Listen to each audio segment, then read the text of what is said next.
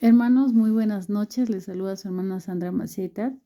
Bueno, primero para disculparme con ustedes por la hora en la que les estoy compartiendo el devocional, pero es que he tenido un día muy agotador, muy pesado, muchas actividades, hermanos. Y bueno, recién ahora puedo darme el tiempo para compartir, ¿no? Y darle gracias a Dios por todo, ¿no? Aún por el cansancio, aún por el trabajo que tenemos a diario, porque Dios lo permite, hermanos, ¿no? Porque Dios nos permite trabajar, nos da salud, nos da un trabajo a los que, y siempre el Señor nos bendice, ¿no? Entonces, darle gracias por todo y en todo tiempo al Señor es lo que debemos hacer, ¿no? Y disculparme con ustedes por la hora, hermanos, por favor. Bueno, vamos a compartir el devocional de hoy, que es Primera de Crónicas, capítulo 21. Habíamos visto cómo David y el pueblo de Dios habían tenido muchas victorias y todas estas victorias se la debían a Dios, hermanos. Y eso hay que tener siempre en cuenta. ¿Por qué les digo esto? Vamos a ver mientras vayamos avanzando en poder leer este capítulo, nos vamos a dar cuenta por qué resalto esta parte, ¿no? Entonces, él había tenido victorias y todo se lo debía al Señor. No era su capacidad, no eran sus estrategias, no era su experiencia, nada de eso era aquello que le hacía ganar. Era Dios con ellos y eso es todo, hermanos. Entonces, aquí en el capítulo 21 nos habla David censa al pueblo. Entonces, empieza el capítulo diciendo, pero Satanás se levantó contra Israel e incitó a David a que hiciese censo de Israel. Miren, hermanos, nosotros aquí es una parte bastante importante, ¿no? Esta es la primera vez que se nombra a Satanás, ¿no? Y en este libro, ¿no? Y dice que él se levantó contra Israel, ¿no? Porque el enemigo nunca va a estar contento de que nosotros podamos tener victorias, de que podamos estar con Dios, de que caminemos en la mano de Dios.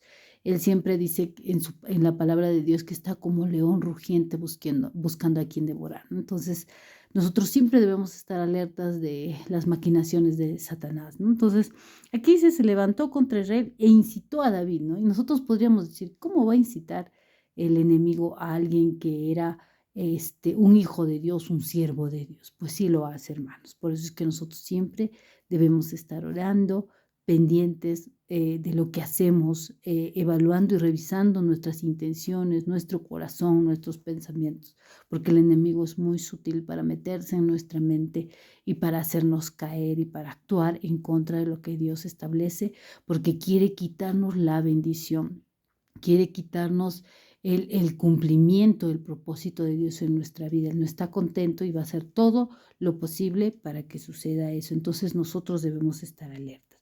Y dijo David a Joab y a los príncipes del pueblo, id a hacer censo de Israel desde Beerseba hasta Dan, e infórmame sobre el número de ellos para que yo sepa. Dijo Joab, añada Jehová a su pueblo 100 veces más, rey señor mío. ¿No son todos estos siervos de mi señor? ¿Para qué procura mi señor esto, que será para pecado a Israel? ¿No? Entonces, Joab se opone, ¿no? Y tiene la libertad de manifestar al rey David que, que esto no es bueno que él haga. ¿Por qué, hermanos? Porque en la antigüedad, vamos a leer en Éxodo, capítulo 30, dice, ¿no? Cuando tomes el número de los hijos de Israel conforme a la cuenta de ellos, cada uno dará a Jehová rescate de su persona, ¿no? Cuando los cuentes para que no haya en ellos mortandad cuando los hayas contado, hermanos. Entonces, antiguamente se practicaba que no podía, o sea, tú solamente podías contar lo que era tuyo. Y si David contaba al pueblo de Israel, estaba cometiendo un gran pecado porque ese pueblo no era de David, ese pueblo era de Dios. Entonces, si él contaba, estaba como adueñándose de lo que le correspondía a Dios, y dice que tenía que pagar rescate por cada persona, si no cada persona tendría que pagar mortandad, ¿no? Tendría que morir. Entonces, miren, hermanos, o sea, nada de lo que manifiesta la Biblia es por gusto, ¿no? Porque nosotros diríamos, ¿qué problema hay en contar, ¿no? Total, no sé, no lo veo por ningún lado, ¿no? Pero esto además, hermanos, no solamente era por este tema, sino que, ¿por qué quería David contar al pueblo? ¿Por qué? O sea, y ahí nos revela, y ahí podemos ver, hermanos, que el corazón de David no estaba de manera correcta. Se había llenado de soberbia, hermanos, y quería contar porque de alguna manera era como manifestar su gloria, o sea, ya no le estaba dando la gloria a Dios, sino más bien estaba creyendo en su capacidad. Por eso les decía, no es la experiencia, no es la capacidad la que nos permite la victoria, sino es Dios a nosotros, ¿no?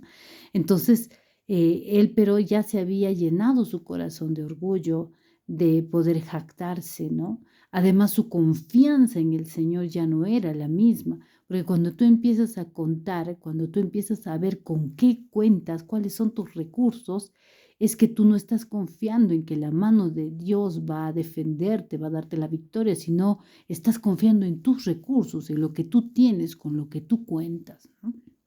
Entonces, además, el corazón de David estaba lleno de orgullo, hermanos. Era orgullo lo que él tenía. Es como que tú cuentas todo lo que tú tienes y dices, wow, mira todo lo que tengo, todo lo que he conseguido.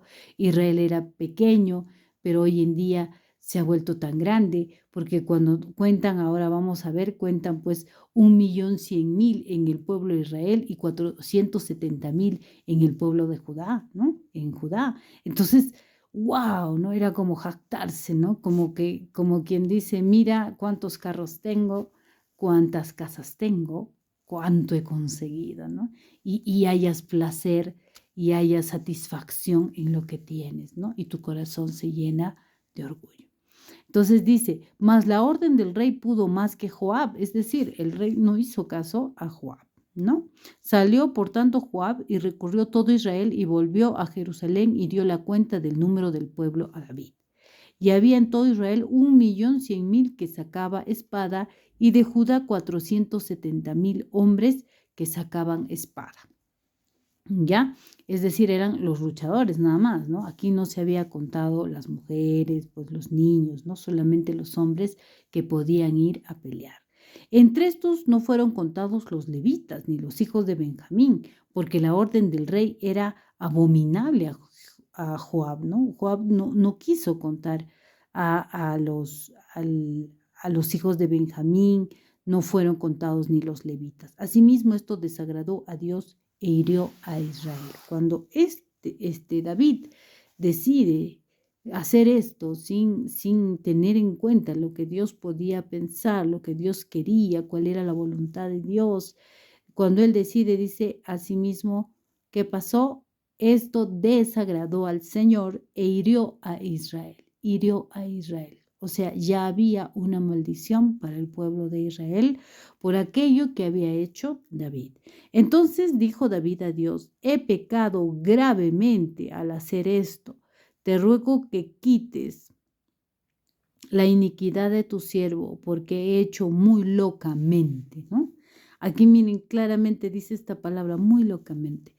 ¿Y cómo somos nosotros? A veces las cosas hacemos muy locamente. No pensamos, hermanos. Por eso es que tenemos que pagar las consecuencias de nuestras decisiones que no pensamos, solo actuamos por actuar, por emoción, ¿no? Por emoción. Entonces él actuó por emoción, ¿no? Se creyó, ¿no? Creyó, ¿no? No hizo caso ni a lo que le decían sus siervos, ¿no? Es que cuando se te sube la soberbia a la cabeza, pues ya no escuchas a nadie y crees tener toda la razón, ¿no? Entonces, y habló Jehová a Gad, vidente de David, diciendo, ve y habla a David y dile, así ha dicho Jehová, 3 cosas te propongo, escoge de ellas una que yo hago, que haga contigo. Y viniendo Gad a David, le dijo, así ha dicho Jehová, escoge para ti o 3 años de hambre, o por 3 meses ser derrotado delante de tus enemigos con la espada de tus adversarios, o por 3 días la espada de Jehová, esto es la peste, en la tierra, y que el ángel de Jehová haga destrucción en todos los términos de Israel. Mira pues que responderé al que me ha enviado. Entonces David dijo a Gad: estoy en grande angustia. Ruego que yo caiga en la mano de Jehová, porque sus misericordias son muchas en extremo, pero no caiga en manos de hombres. Miren, hermanos, aquí vamos a detenernos y vamos a ver. Primero dice que le propone 3 años de hambre. Esto significaría que el pueblo empezaría a morir porque no tiene alimento y tendría que depender de otros pueblos. Y aquí bien claro, David dice que quiero caer en manos de Jehová porque sus misericordias son muchas en extremo, pero no caiga en manos de hombres. Si el pueblo pasaba 3 años de hambruna, entonces tendría que depender y rogar a otras personas para que le dieran alimentos, a otros pueblos. Entonces David dijo: no quiero caer en manos de los hombres. Luego la segunda propuesta era, a ver, dice: o por 3 meses ser derrotado delante de tus enemigos con la espada de tus adversarios. Entonces esto tampoco le pareció buena idea, porque también tendrían que estar en manos de hombres. Pero no solamente por eso, hermanos, ¿no? Vamos a ver ahora más adelante por qué escoge la tercera opción.